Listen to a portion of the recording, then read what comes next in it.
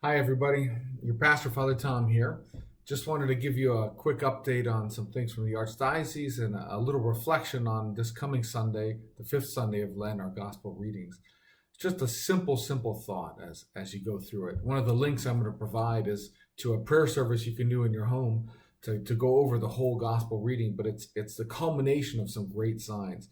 You have the Jesus being living water for the Samaritan woman at the well.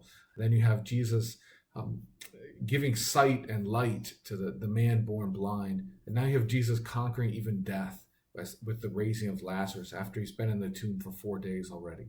And it speaks to my heart in this time when it seems like so many things are shutting down and there's so much need that can be overwhelming. It's a chance for the worst of people to come out. At the same time, there's so much new life and so many people stepping up and stepping forward to help each other out and to be a part of what we have going on here at St. Catherine's, all across all of our communities. And so I just want you to take that for a second as you go into this weekend, again, the second weekend with no Mass, and have that chance to see where there's new life, where Christ is reaching into the dead parts of our lives and our families and our homes and our parish and bringing new life the way that only God can.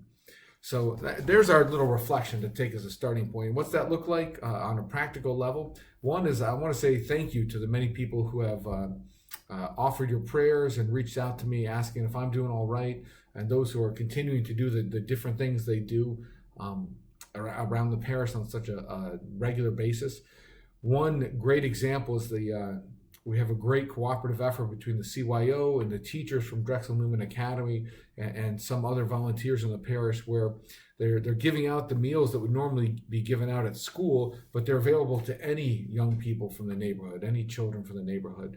And so we have some parishioners who are picking up meals for others who maybe don't have cars and are taking them on a regular basis now to them to help, especially among the immigrant community who might be struggling with a lack of work right now. They're able to help feed their children on a regular basis. That cuts down on the bills at a time when they need to pinch every penny that they can. It's such a beautiful thing. Also, going through the mail, several of you mailed in or dropped off your envelopes. That's a great thing, and I'm very thankful for that. One particular envelope, I have no idea who it was, but we actually had someone anonymously mail us $3,000 to cover most of our regular Sunday collection. It was quite the shock. So to whoever that was, thank you and God bless you. If any of you want to volunteer to do the same thing this week, I appreciate copycats in areas like this. So please feel free. If you want to send any major gifts, that's a great thing. All that being said, thank you again for your generosity. There's a few ways for people to support financially at this time. You can send in your envelopes if you're local. You can send us a check in the mail if that's how you like to do it. If you're an online person, hop online. We've got parish giving set up. We've got a parish PayPal account. I'll put a link to that. We have a separate GoFundMe account that's dedicated directly to our Poor Box funds. It's not for me to pay the bills at the parish, but specifically to help people directly. So if you're interested in contributing to those efforts, those are easy ways for you to do that. Prayerfully to support us from afar, you're welcome to do that. There's all sorts of great resources at the Archdiocese website, archvilla.org/resources. Spiritual resources, links to streaming masses, etc. from the Archdiocese. The retreat that the Archbishop is organizing, talks in the evening starting later this next week and running through Palm Sunday. There's some great prayers for spiritual communion. There's also a prayer service with a whole reflection, everything except the Eucharist, of course, that you can do with your families in your homes. So I hope you get a chance to celebrate with that in that way. Again, we have, if you want to come and pray, that'd be a great thing. The church is open Monday through Saturday, 8 to 10, and Sunday from 9 to 11 for Adoration of the Most Blessed Sacrament. Monday, Wednesday, Friday, and Sundays, I'm offering to hear confessions for the second hour. So I'm there for you for those sacraments. Maybe you're missing the Eucharist, but this might be a chance for you to engage and encounter Christ in the sacrament of confession if it's been a while, or to come and just adore him in the Eucharist and pray quietly. While we're there, I'll give you a link to this. This is a great prayer from the Knights of Columbus. It's adapted from something that Pope Francis prayed himself, a prayer for protection in time of pandemic.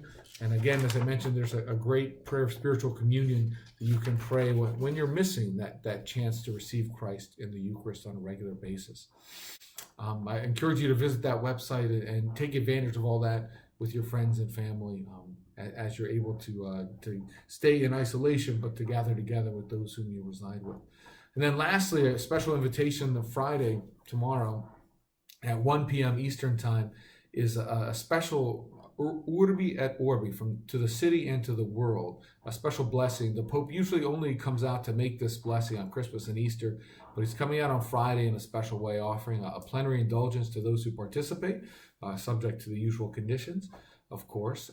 And he must have a great desire for us to be with him spiritually and to pray with him in that moment. So please, take a moment if you can, Friday at 1 p.m. It's streaming on the VaticanNews.va website and some of the Italian TV networks that might be carried in more places than that. But please, take advantage of those chances.